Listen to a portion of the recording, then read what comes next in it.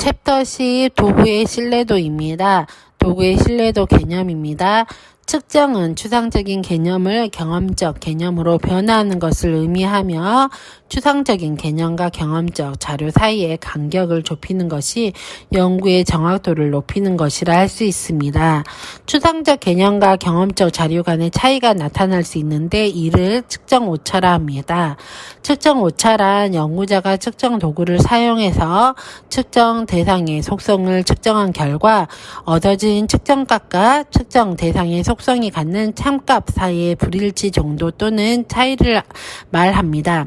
아무리 잘 개발된 측정 도구로 측정하더라도 실제 값과 측정값에는 차이가 발생할 수밖에 없으며 연구자는 측정 시 오차를 줄임으로써 측정값을 실제 값에 가깝게 하기 위해서 측정 오차의 원천을 알고 그 원천을 가능한 한 제거해야 합니다. 측정 오차는 체계적 오차와 무작위 오차로 나누어질 수 있습니다.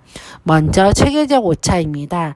이는 측정하고자 하는 변수 또는 측정 대상에 일정하게 어떤 요소로 체계적으로 영향을 미쳐서 측정 결과의 일정한 방향을 나타내는 것을 의미합니다. 타당도와 관련이 있습니다.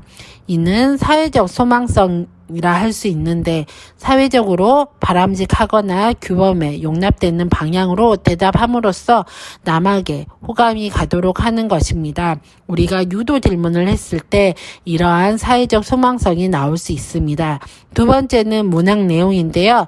불법 행위, 규범에 어긋난 행위 또는 공공연히 남에게 이야기 못할 위협적인 질문을 할 때 솔선수범한 대답을 회피하는 반응 편중을 보입니다. 응답자에게 불안감을 느끼게 함으로써 체계적 오차를 나타나게 합니다. 세 번째, 질문 내용과 상관없이 보편적으로 찬성 경향을 보이거나 중립 상태를 보이거나 반대 경향을 보이는 것입니다.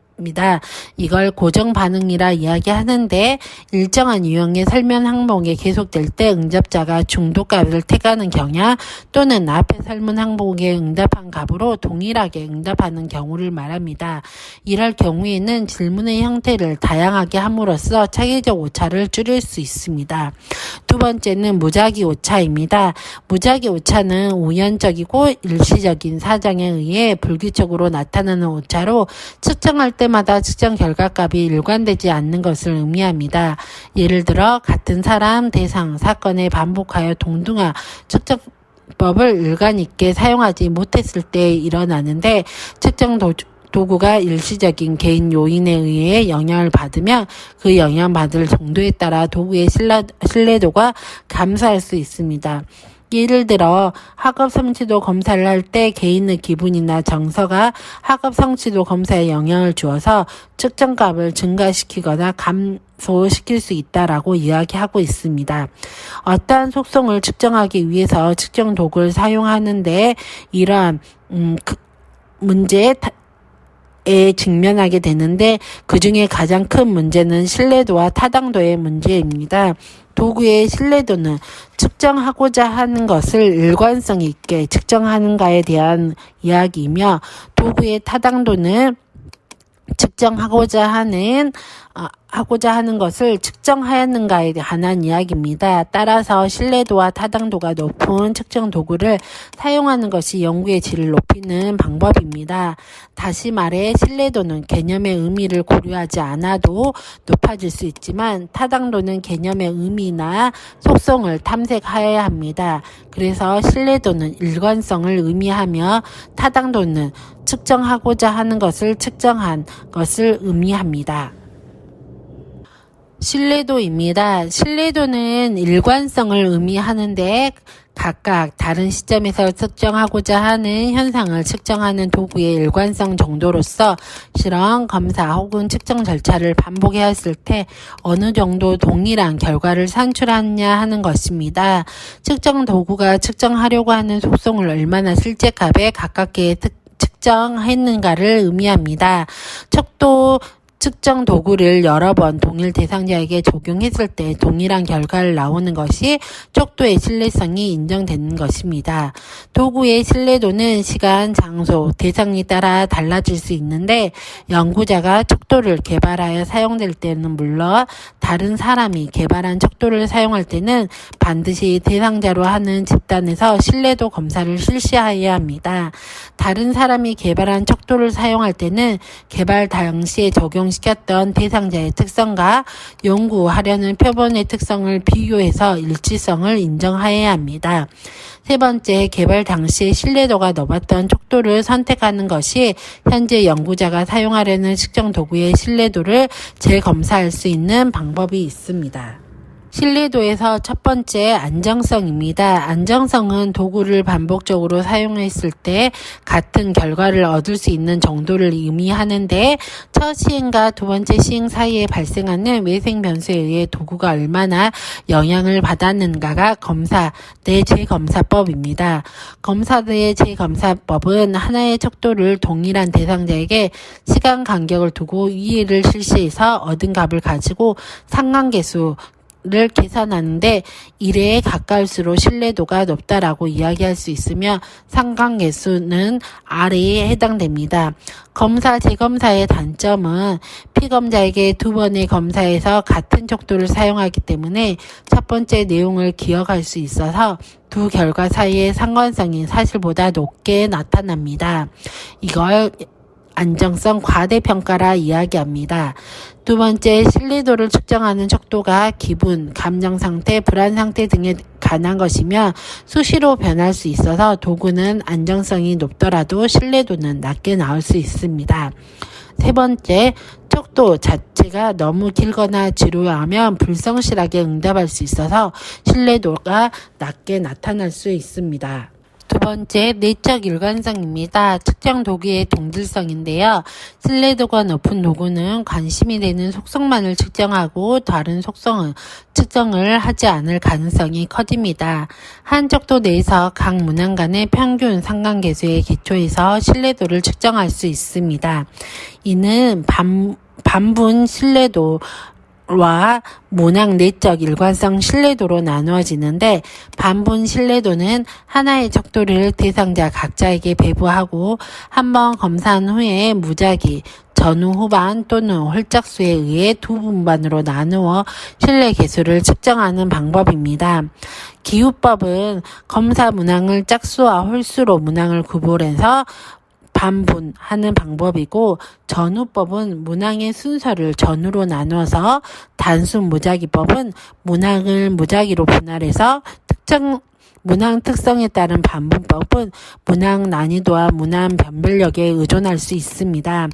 두 번 검사를 시행하지 않는 장점이 있으나 양분하는 방법에 따라 개수가 달리 측정될 수 있고 결과를 두 분으로 나누어 상관계수를 계산하는 과정에서 신뢰도 계수의 하락을 소지가 있습니다. 두 번째는 문항 내적 일관성 신뢰도인데요. 이거에는 KR20과 크롬바 알파 계수가 있습니다.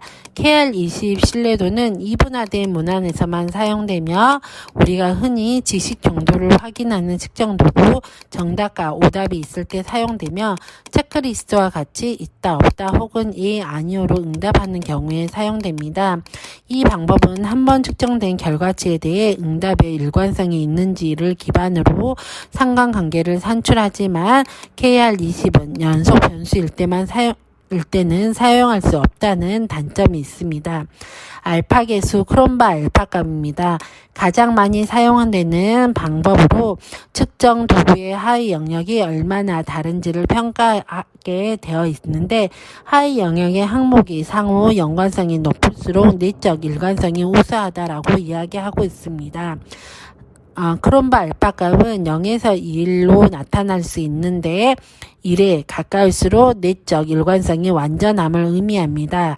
측정 도구로 사용하기 위해서는 최소 0.7 이상이어야 하며 신뢰 계수가 낮으면 문항수가 극히 적거나 문항 간의 공통적이 적은 경우에 해당되는데 이럴 경우에는 신뢰도를 저항시킬 수 있는 문항을 찾아내서 제외시킴으로써 측정 도구의 신뢰도를 높일 수 있는 방법이 있습니다.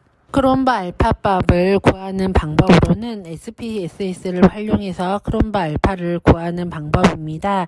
신뢰도 분석 대화 상자를 열어 척도 분석에서 신뢰도 분석을 클릭한 후 여러 가지 모형 중에서 알파 값을 선택하게 됩니다. 그러면 신뢰도 검사를 통해서 크롬바 알파 값을 제공되게 됩니다. 세 번째, 동등성입니다. 동등성을 확인하기 위해서는 두 가지 측면에서 확인할 때가 있는데, 연구에 사용한 동일한 도구의 두 가지 버전을 비교하거나, 두 개의 도구를 비교하거나, 동일한 사건을 측정하는 두 관찰자를 비교할 때 사용합니다. 먼저 동형 검사 도구 신뢰도입니다. 동형 검사 도구 신뢰도는 평형 검사 신뢰도 또는 대안항모 신뢰도라고 이야기하기도 합니다. 두 개의 동형 검사를 제작한 후에 동일한 연구 대상자의 집단에서 측정을 실시해서 얻어진 점수의 상관계수로 신뢰도를 추정할 수 있는데, 장점은 두 개의 동형 검사를 동일한 집단에 동시에 시행하므로 검사 간격이 문제가 되지 않는 점이 있으나 동형 검사 제작이 매우 어렵다는 단점이 있습니다. 예를 들어 두 개의 자아 존중감 척도가 개발된 경우 하나는 사전 측정에 사용하고 자아 존중감 향상 프로그램을 실시한 다음에 자아 존중감 변화를 측정하기 위해 사후 측정에는 다른 하나의 척도를 사용하여 측정할 수 있습니다. 두 번째, 관찰자 신뢰도입니다. 이는 관찰자 신뢰도는 실제 많은 연구에서 사용됐는데, 데이터를 둘 이상의 자료 수집자가 수집하거나 판단을 할 경우에는 관찰자 간 신뢰도 값을 반드시 보고해야 합니다. 그래서 관찰자 신뢰도는 관찰자 내 관찰자 간 신뢰도를 모두 포함하고 있으며, 관찰자 내 신뢰도 인트라-옵서베이션 릴레이티비티는 한 관찰자가 모든 측정 대상자에 대해 계속적으로 일관성 있게 측정하였는가를 나타내며, 관찰자 간 신뢰도 인터-옵서버 릴레이티비티는 관찰 결과가 복수의 관찰자들 사이에 얼마나 유사한가를 의미하며, 관찰자들의 관찰 결과 간의 유사성을 의미합니다. 기본 가정은 연구 대상은 동일한 행위나 같은 문항에 응답해야 하고, 관찰자는 상호 독립적이어야 하며 동일 대상을 평정하여야 한다라는 것입니다. 먼저 관찰자 내 신뢰도입니다. 동일한 사건을 두 번 관찰하고 기록한 뒤에 검사 점수 간 상관성 등을 통해 추정하는 신뢰도를 의미합니다. 관찰자 간 신뢰도입니다.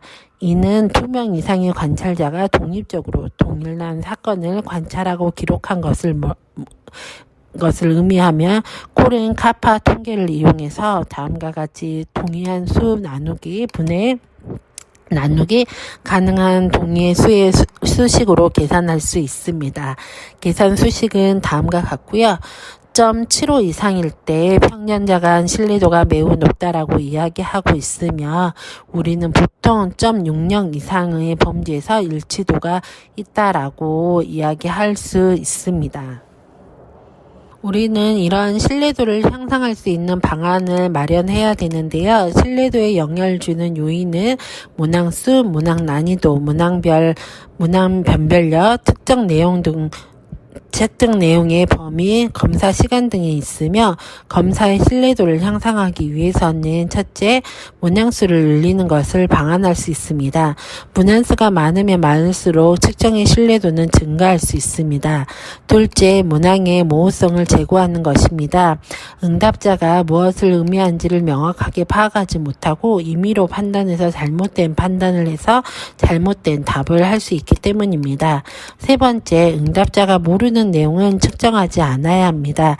네 번째, 문항의 난이도입니다. 너무 어렵거나 쉬우면 검사하는 동안 불안과 부주의가 발생하여 신뢰도를 낮출 수 있습니다. 다섯 번째는 문항의 변별력입니다.